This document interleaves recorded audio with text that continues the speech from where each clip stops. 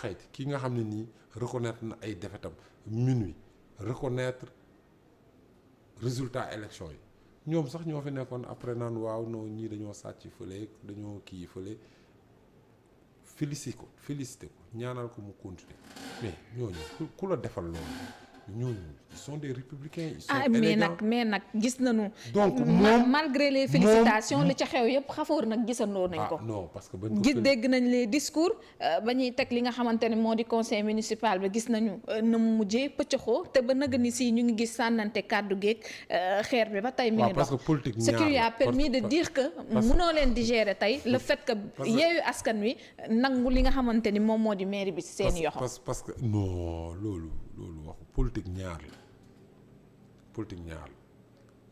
dafa am ay règle gentleman agreement ñun dañ leen féliciter ci guddi gi souhaiter leen bon vent ñoom ñu xëy ñëw conférence de presse ci ngoon gi suñu dëkk ne ñun wax naan dañoo sàcc élection yi ba pare ñoom jotaguñu ci nguur gi sax xamuñu ñoom ils n'ont pas analysé les résultats pour comprendre qu'ils ne sont pas majoritaires commencé ñu mu ngi mel ni rek comme ni gars yi jotaguñ ci nguur gi nee nañ suñu jëlee nguur gi ñëpp safara lañ jëm. ngeen ñoo wax lool. xanaa ñiy ut nguur gi. yow jotagoo ci nguur gi dans élection yu war a ñëw dans yow déjà fi nga toog nee nga gars yow boo paree ñu nekkoon ci réew mi ñëpp da ngay buub jël yóbbu safara taal. lan mooy safara maanaam ñi l'enfer ñi mu ne non l'enfer safara mooy dañ lay mbugal daal ñëpp la ñuy mbugal ñi sàcc alalu réew mi ñu ne dañ leen di yóbbu ci kanamu yoon wala bu wax la boobu ñi bokk ci nguur gi ñëpp dañ leen di jël dañ leen di mbugal ko wax loolu yow xanaa ñun chaque jour nga dégg ko non chaque jour nga dégg ko alors léegi alors waa léegi ñoom gañe nañ ñëw xam amuñu majorité ñëw bëgguñu mbugal mais ñun ñu am suñu majorité mun a construire majorité dañuy construire majorité mais li am solo mooy xam nga mooy lan mooy élection lañ jëm élection législative département Guédiawaye perte ñu ko ñaari commune lañ perte ak ville bi soo jëlee suffrage au niveau du département ñoo ko gañe woon mais ñaari élection yi bokkul ñu ngi jëm ci élection bu bees ñu ngi ñaan population Guédiawaye ñu voter liste Benno Bokk Yaakaar dans les 5 communes pour que ñu mun a gagner élection yi pour que suñu candidat investi yi muy Néné Tall muy Beydi Ba ñu mun a jàll dem assemblée nationale mën a représenter département de Guédiawaye parce que ñaar ñooñu doo leen jël di leen tëkkaleeg ak ki leen gagné ak ki ñu gagné. ki leen gagné muy Ahmed wala ak ki mu àndal nga xam ni man xawma ko sax ci département. de toute façon ñoo leen de toute façon ñoo leen kenn weddiwu ko mais yéen xanaa yow. mais de toute façon yow tamit gagné bi da laa neex de. déet mais gagné bi saf na la de. déet bu ma dugal. 10 fois non saf laa saf. bu ma dugal non daf la neex li am la parce que. yow mais gagné bi daf la neex. déet xafoor loolu man sama yoon nekku ci. parce que wax nga ma fii 10 15 fois. wala da ngay bëgg a dégg gagné bi. non ça te dérange man méttiwuma non mais Ahmed mooy maire Guédiawaye moom mooy maire moom lañ tànn. waaw pourquoi ñii d'accord nañ si loolu y a pas de problème xam nga lan laa koy condamné xam nga lan laay condamné Guédiawaye dëkk bu mag la. Guédiawaye dëkk bu liggéey la. Guédiawaye dëkk bu avancé la. Guédiawaye ni mu mel ak ni mu meloon juróomi at wala fukki at. Sénégal yëpp a ñu naw Guédiawaye. Guédiawaye suba fi mu jëm. yi nga xam ne nii aménagement yi nekk ci biir réew mi ak liñ ci waajal vraiment ak suñu corniche bu bees bi VDN bi macha allah suñu littoral bi suñ ko defee ni mu ko war a def Guédiawaye c'est une ville qui est en restructuration tous les équipements ki ko jiite di premier magistrat bi li ñuy xaar si moom mooy mu nekk ku dal ku am taxawaayu kilifa ku nekk ci projet de développement ak suñuy ëllëgu réew mi ëllëgu dëkk bi naka la ko mën a avancer mais koo xam ne nii suba ba ngoon ñu ngi duñ la dégg ci xuloo xeex xaste xaxar kese loolu c'est pas une bonne mais image c'est les pour deux notre ville. côté gis nañu Racine Talla bu xuppee fii Alioune Sall xupp ba ca des dégg nañ ko woon ñu ne duñu ko may nu mu diriger mairie bi ci teeyu ba kanam et gis nañu yéen a ngi wax kay mu def ay effort te gis nañu mu jot a samp ay éclairage public démb sax mu ngi ko doon waxaat waaye démb moom mi ngi toog plateau di wax que ni jéego la ci yoo xamante ni yéen a ngi koy ŋàññi jàpp ni sax que du priorité mais nekk na loo xamante ni askan wi yàgg nañ koo laaj depuis reñu kii de Alioune Sall mënuñu ko am. Ahmed day il est dans le ngistal ak populisme. ci lampe yooyu mu indi. ñeenti lampe ci benn artiste boo xam ne fu la nit ñi di jaar yoo xam ne lampe yoo xam ne commandé woon nañ ko bu yàgg yow. ñan ñoo ko commandé woon. waxoo Ahmed encore que sax suivant quelle procédure yow woo sa nit rek mu ñëw tappal la ñeenti juróomi lampe ci ay ci mairie administration du doxee noonu du doxee noonu loolu vraiment condition yi mu ko tappee sax c'est dans l'amateurisme je veux pas bëgguma ci xuus trop. te pourtant lu population bi saluer la. waaw mais fu ñu toll nii parce que ñoom ñi ngi wax que ni satisfait si la si ñoom Macky Sall chaque jour si du population yi soxla la nekk mais balaa muy defar tali wala autoroute wala pont dafa am procédure yu muy jaar booy tabax école ngay tabax dispensaire ngay tabax autoroute ngay tabax tali ngay tabax lu munti doon muy bâtiment dafa am procédure dafa am expression du besoin def de terme de référence yi jël ko def cahier des charges pour acquisition wala noo koy développer procédure yi dem procédure de passation de marché xam nga def cahier des charges yóbbu ko am ñu ko saytu jox la autorisation ba lépp jaar yoon nga door a mën a def appel d'offre nit ñi yëg ko ci ay publicité ñu nit ñi répondre nga dépouiller mën a attribuer mu mën a exécuter mais yow da ngay xëy rek woo benn ma demba kaay am sampal ma 10 lamp mais est-ce que du l'essentiel moom moo di mu xeex insécurité bi fa doon am nga xamante ni loo xam c'est pour la population est-ce que war nañ ci ngaañ ñi dara ak procédure bu mën a demee mais ñun amuñu problème ci wàllum insécurité Géejawaay ñun fa lañ dëkk laa la wax Ahmed lépp lu muy def luy jëmale Géejawaay kanam ñoo ngi ci dinañ ko jàppale li ñu bëgg population yi ñoo ko tànn li ñu bëgg mooy donte lu ñu xalaat ci moom li ñu bëgg mooy mu doxal. mu bëgg ngeen kon mu liggéey. li ñu bëgg mu mais. te doo leen ko empêcher. comme nañu déggoon bu discours yi ñu déggoon. non on peut pas l'empêcher de travailler. Non c'est pas pour dans l'intérêt des populations de Guédiawaye. Mais encore faudrait-il que mu am les moyens de travailler et l'équipe pour travailler et que la volonté de travailler. S'il a la volonté de travailler mais on doit l'aider à réussir. Mais ce qu'il fait là c'est pas bien. da ngeen jàpp ni départ bi baaxul. Non man waxuma gestion. lan je sais pas parce que ça fait 5-6 mois quand même moi je suis pas dans ça quoi je peux pas te dire non franchement moi je suis pas dans ce genre de considération ça fait 5-6 mois on peut pas dire que en tout cas mais li ma gis.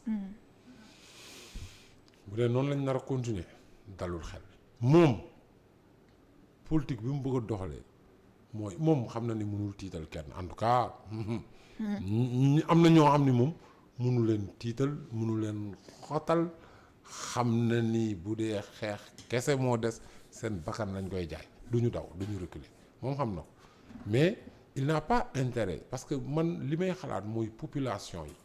bu Guédiawaye bi yàggal waaw mooy population yi de façon parce que moom ñi muy àndal. ak man ñi may àndal ak keneen ñi muy àndal ay xarit lañ dañu xamante. xam nga keroog dama gis. benn scène bu ma metti parce que loolu moo tax sax lu ci bari ñu ne xale yi nañ taxaw dama gis benn xale bu ànd ak Ahmed mu ngi ñëw ci parking bi di xataraayu di sànni beneen booy du ma joxe seen tur di xataraayu pour dem xeex ak moom te ñoom ñaar yàlla xam na ni depuis 20 ans 25 ans ay xarit lañ ñoo bokk benn koñ bu ñu dëkk et loolu moo tax ñu contenir téye kenn ki parce que ñooñu loolu ñuy def sax sur le moment bu ñu xëyee le lendemain ñu rëcc ko wala bu ñu ñibbee seen kër seen yaay ak seen papa yi ñu yedd leen man ñooñu laay attirer seen attention parce que mooy li mu la c'est-à-dire que ñun politique yi mun nañu féewaloo saagante waxante mais population yi ñoom am na da ngay gis kër gi ñii lañ àndal ñii lañ àndal. donc man xanaa suñu biir kër wala samay voisins sax am na ñoo xam ne ñii kenn wala nga dugg. même s'ils sont ultra minoritaires.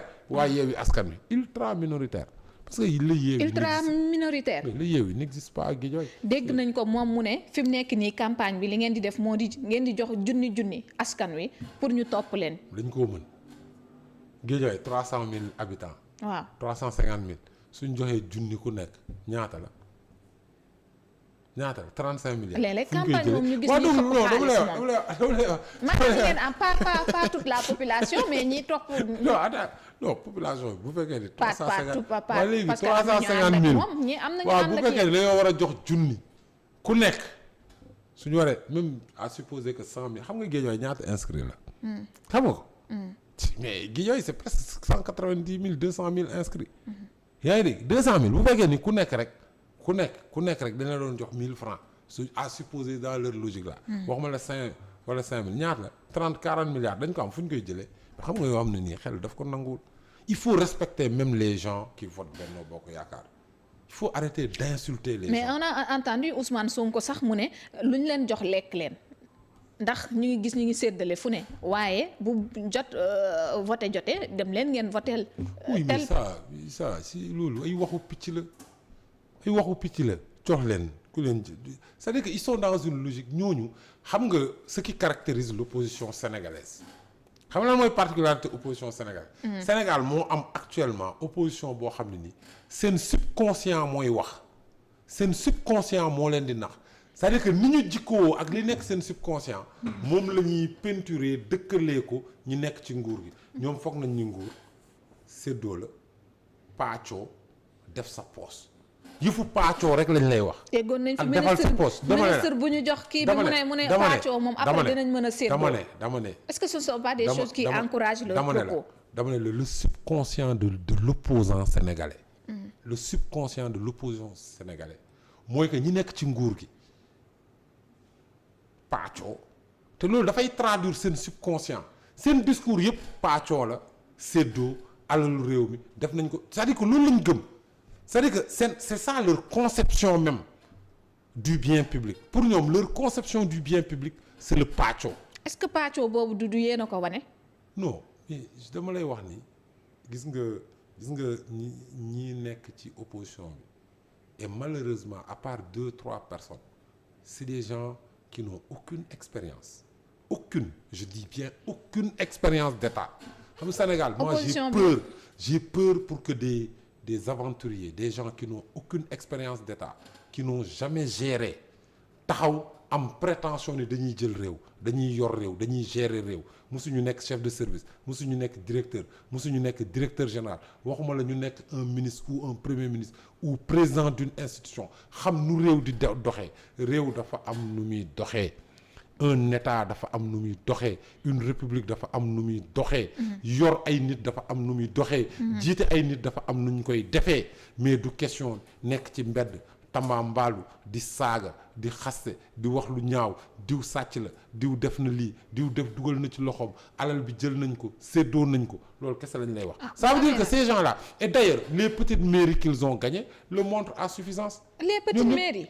oui mais ñoom ñëpp seen i xarit lañ fa dugal. mais ville bi déjà yéen Yewwi Askan Wi moo yor ville bu Dakar. non dama ne les même je veux dire waaw ak mairie yi ñu gagné yëpp. dama ne la même les petites mairies dama ne la même les petites mairies xam nga waxuma réew mi. Barthélémy Dias ba mu gagné. lan la njëkk a def jël ay xaritam yëpp recruter fi mu toll nii mu ngi ci presque dégg naa plus de 100 ay xaritam personne ne s'en offusque personne man de bu ma jëloon sam benn xarit wala ñaar recruter leen ci séjour nga dégg coow li xafoor ay xaritam kese la recruter. ñan ay xaritam 100 ña nekk Thiès seeni xarit kese lañu recruter. dégg nga ñu jóge Dakar loolu sax waa Thiès dañ ko war a xeex ñuy liggéey Dakar dëkk Dakar ñu jël leen recruter leen ci mairie Thiès yi tey ñi nekk ci opposition bi yëpp utal nañ leen ñii contrat mairie Guédiawaye ñii contrat mairie Rufisque ñii contrat mairie Dakar personne ne fait un office et ça la réalité c'est-à-dire que ces gens-là mais c'est la vérité. mais Guédiawaye également maire bi. am na ñoo xam ne nii ñu ngi leen signer contrat Rufisque am na ñoo xam ne Guédiawaye lañ leen signer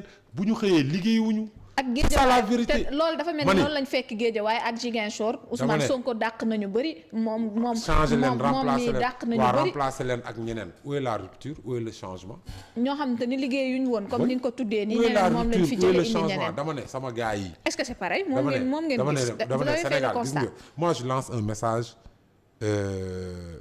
à la jeunesse de mon pays et tous les intellectuels les hommes de raison ñi xam dañu war a taxaw ñu wax ak xale yi ñii ñu bari ñuy wax xam-xam bi tax ñuy wax amuñu ko ci kàcc lañ nekk manipuler manœuvrer calomnier et li ñu bëgg mooy concentrer de toutes les frustrations. Il y a des frustrations dans le pays, il y a de l'aigreur, tout ça c'est normal, mais ñii c'est pas la solution, topp leen c'est pas la solution, ànd ak ñoom c'est pas la solution, déglu leen c'est pas la solution, parce que mënuñoo avancer réew mi benn pouce.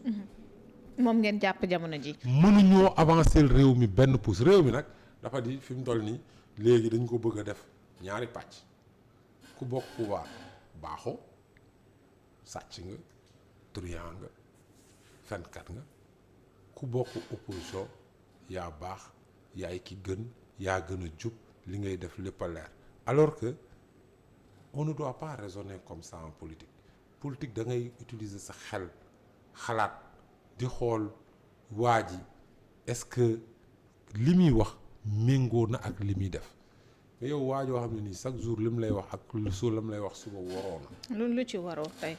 chaque jour lim lay wax tey ak lim lay wax suba waroo na. boo ma ci doon limal boo ma ci doon limal benn lan la loo xam ne dëgtal na ko ak askan wi ba pare te du loolu lay topp jamono ji. bi da nga ma bëgg a pousse ci benn. dafa baax kat bu ñuy wax kat ñuy wax lu leer loo xamante ni ñu koy dégg tam dinañ xam ni fii la tënku. ana gars yi waxoon duñ dem élection du am ci réew mi. def nañ liñ ci mën de. waaw def nañ liñ ci mën ana ñu ngi ci biir réew mi di wër di campagne. waaw dem weer ci gannaaw ñoo rey lu nit ñi fii nekk élection du fi am mais c'est inadmissible c'est-à-dire que weer ci gannaaw au mois de juin ay nit ñoo fi marche le 17 juin. Yewwi Askan Wi moo fi organiser marche ne l'élection du am ci réew mi. parce que doxalin wi maanaam am na. le 17 juin bii passé le 17 juin ñoo conférence de presse ay kilifa ne élection du am ci réew mi 31 juillet tey ñu ngi 21 juillet ñoom ñëpp ñu ngi wër ci réew mi di campagne.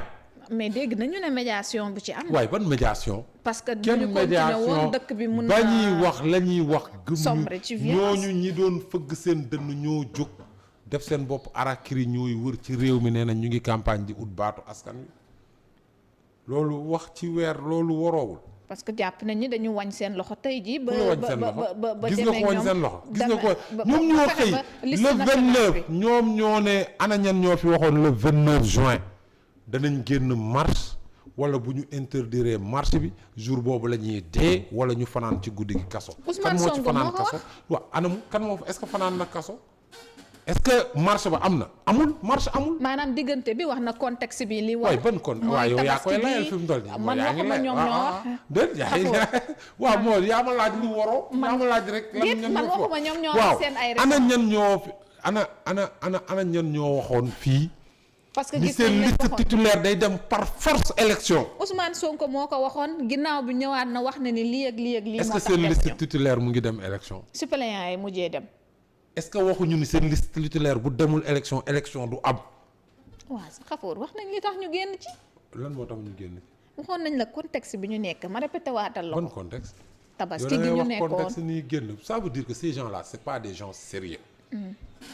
C'est pas des gens sérieux, des gens qui sont incapables de faire une liste.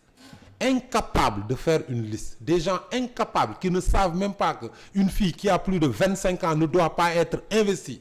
Nga investir ko. Ñu woo la notifier la ko. Ne la remplacer ko. Vous êtes incapable de savoir que yéen a ngi investir doublement une personne déjà investie. Si vous n'avez pas cette rigueur-là et que vous prétendez gérer des affaires sérieuses et les affaires d'un pays ku la wóolu jox la ko moo ko tey moo def erreur suba sax lu safaan boo ci def tu n'es pas responsable parce que leur seen acte mooy li ma la wax seen acte boo koy analyser avec rigueur doo leen sax bàyyi xel des gens incapables de faire une liste xamuñu ni boo amul 25 ans waruñu la investir. commission d'investiture di jël di investir ku amul 25 ans. mais Benno Bokk Yaakaar gis nañ ñeen def erreur. non def ngeen fi erreur. non. ba tey jii loolu sax offisque na yeneen coalition yi. ça c'est une erreur matérielle. non sur la liste suppléante. erreur la rek nag non. erreur la. dama ne la même Benno Bokk Yaakaar erreur boobu am ci liste suppléant bi c'est inadmissible. waaw déglu dama la. xam nga c'est moins grave. c'est une erreur matérielle. 44 45 ñu toppale ñaari jigéen même ça c'est pas normal. à ce niveau de responsabilité dem élection. waaw mais dama ne la man li ma lay wax dafa leer de. dama ne la même cette erreur là à ce niveau de responsabilité c'est pas acceptable.